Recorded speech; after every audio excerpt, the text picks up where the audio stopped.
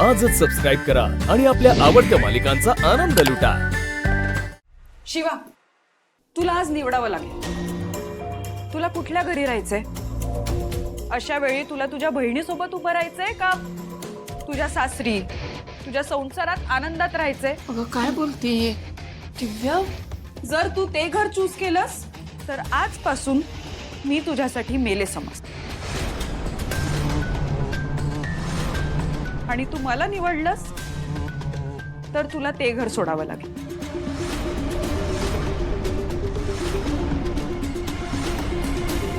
परत विचारतीये शिवा, तू जर ते घर चूज केलंस तर आजपासून मी तुझ्यासाठी मेले समजते आणि तू मला निवडलंस तर तुला ते घर सोडावं लागेल।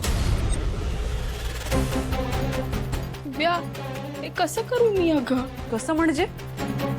तूच तर म्हणतेस ना नेहमी की तू माझ्यासाठी काहीही करू शकतेस, मग ही गोष्ट तुझ्या काहीही मध्ये येत नाही? दिव्या, ह्या समद्यामध्ये शिवाल कशाला मध्ये आणतेस तू? हो ना, आणि शिवानीची काय चूक आहे? कारण ती बहीण आहे माझी आणि तिने माझ्यासाठी उभं राहावं अशी अपेक्षा आहे माझी। यात काय चुकीचं आहे?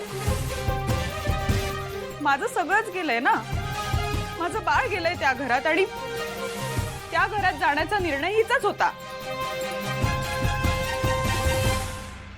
हे बघ दिव्या, जे झालं ते दुर्दैवीच झालं, पण ह्या सगळ्यामध्ये शिवाची काय चूक आहे? ती मुलगी नेहमी तुझ्या बाजूने उभी असते, आम्ही सगळे आहोत। असं दोन घरांमध्ये ती निवड कशी करणार? दोन्ही घरं तिचीच आहेत। हे बघ, झाल्या प्रकाराची मी माफी मागते, हात जोडते। अहो सीताई, काय करताय तुम्ही?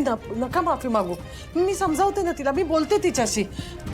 दिव्या, अगं थांबव आता हे समद। जे काही झालंय ते भरून येणार आहे का? ह्या बघ, ह्या सगळ्यांच्या वतीनं म्या माफी मागते तुझी। थांबाची माफी खरं तर दिव्याने मागितली पाहिजे, शिवाला असली अट घालण्यासाठी। चंदन, हे बघ, तू शांत हो। नाही नाही, एक मिनिट शिवा, एक मिनिट, मला बोलू दे। दिव्या, तू काय बोलतेस, काय विचार करतेस, याचं भान असतं का ग तुला? नाही, आपल्या बरोबर जे झालं ते वाईटच आहे, नो डाऊट, पण हे असं सगळं करून आपलं बाळ परत येणार आहे का? आणि आपल्या वाईट परिस्थितीत आशू आणि शिवा आपल्या बरोबर उभे होते हे विसरलीस का तू? अगं, पण गॅरेजवर राहत होतो म्हणून ते आपल्याला त्यांच्या घरी घेऊन गेले, हे घर आपल्याला परत मिळवून दिलं, आणि तू असं वागतेस तिच्याबरोबर?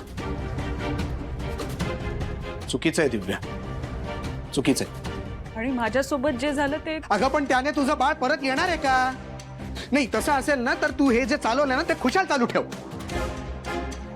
असो, माझा नवराच माझ्यासोबत नाहीये तर मी तरी बोलून काय करणार? अगं दिव्या, ऐक ना दिव्या। शिवानी, जाऊ दे तिला, तू उगाच विचार करत बसू नको, होईल आपोआप शांत।